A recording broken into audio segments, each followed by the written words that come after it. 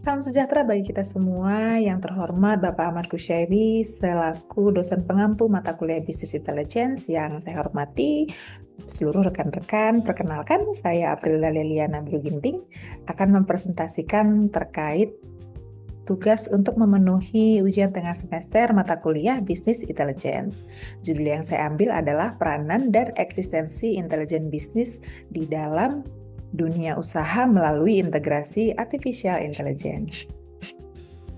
Latar belakang dari intelijen bisnis di era digital yaitu bahwa sekarang persaingan industri modern menuntut pengambilan keputusan berbasis data, bukan sekedar insting. Jadi, bisnis intelligence hadir sebagai jembatan yang mentransformasi data mentah menjadi wawasan terstruktur dan strategis. Menurut Louden Louden tahun 2022, transformasi dari rekam digital menjadi informasi taktis adalah pondasi kelangsungan hidup entitas komersial. Apa saja komponen esensial intelijen bisnis? Yang pertama adalah data warehouse.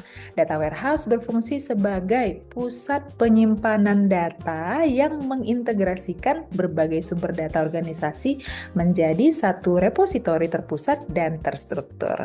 Kemudian ada Online Analytical Processing atau OLAP yang memungkinkan query multidimensi secara cepat dan efisien sehingga memberikan kemampuan analisis data dari berbagai perspektif untuk mendukung pengambilan keputusan strategis. Dan yang terakhir adalah antarmuka pengguna atau kartu skor yang memvisualisasikan data secara intuitif, memastikan keselarasan strategi teknologi dengan tujuan bisnis jangka panjang. Bagaimana dengan proses kerja analitik dan tantangan berbasis data konvensional? Proses business intelligence ini mencakup fase ekstraksi, pembersihan, dan pemuatan data ke wadah terpusat. Model algoritma digunakan untuk korelasi dan pelaporan visual visual.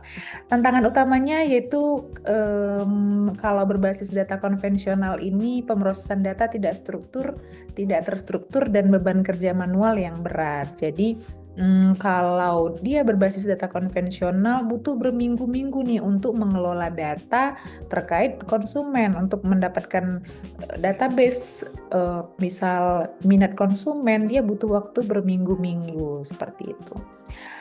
Bagaimana implementasi artificial intelligence dalam intelijen bisnis? Pembelajaran mesin mengautomatisasikan identifikasi anomali dan standarisasi data secara real time. AI mempercepat transformasi data mentah menjadi informasi siap pakai dalam hitungan detik. Jadi bukan minggu lagi ya. Peran pekerja pun bergeser dari tadi tugas administratif menuju analisis strategi yang bernilai tinggi bagi organisasi. Yang secara langsung bisa kita lihat dan rasakan langsung adalah sekarang apabila kita ke helpdesk atau ingin berbicara langsung dengan customer service di e-commerce, kita dihadapkan dulu dengan AI-nya e-commerce tersebut dengan bahasa yang bahasa hari-hari, bukan bahasa pemrograman ya. Jadi kita diselesaikan dulu di AI, apabila tidak bisa maka kita diarahkan ke customer service-nya, seperti itu. Bagaimana revolusi analitik prediktif, NLP, dan juga pricing dinamis? Yang pertama, analitik prediktif menggantikan analitik historis dengan model berbasis probabilitas yang mampu memproyeksikan tren pasar dan perilaku konsumen secara akurat dan proaktif. Kemudian dia juga ada Natural Language Processing atau NLP yang memungkinkan interaksi manusia dengan mesin menggunakan bahasa alami tanpa perlu bahasa pemrograman khusus. Nah, ini memperluas aksesibilitas sistem business intelligence bagi seluruh lapisan organisasi. Dan yang terakhir adalah pricing dinamis, yaitu pengambilan keputusan harga mikro secara otomatis dan real time berdasarkan data pasar, permintaan, dan kompetitor. Jadi meningkatkan profitabilitas secara signifikan. Nah, ini bisa kita bandingkan peran manusia nih versus mesin ya. Dalam pengambilan keputusan bisnis, AI dan manusia memiliki keunggulan masing-masing. Jadi sinergi keduanya ini menghasilkan organisasi dengan daya saing yang tinggi di era digital ini. Bisa kita lihat bahwa kalau keunggulan mesin atau AI tadi kita sudah membahas tentang pemrosesan data besar dapat dilakukan secara cepat, akurat, dan tanpa lelah sepanjang waktu. Keunggulan manusia, manusia ini unggul dalam kepekaan emosional, diplomasi, kreativitas, dan naluri kepemimpinan strategis. Apabila ada sinergi manusia dan AI, maka kolaborasi keduanya ini menghasilkan organisasi adaptif dengan daya saing dan efisiensi tinggi. Jadi, peran strategis baru yang harus dilakukan adalah pekerja beralih ke analis strategis dan pengambil keputusannya bernilai tinggi, bukan lagi tugas administratif, karena tugas administratif bisa digantikan dengan AI. Bagaimana masa depan intelijen bisnis dan AI?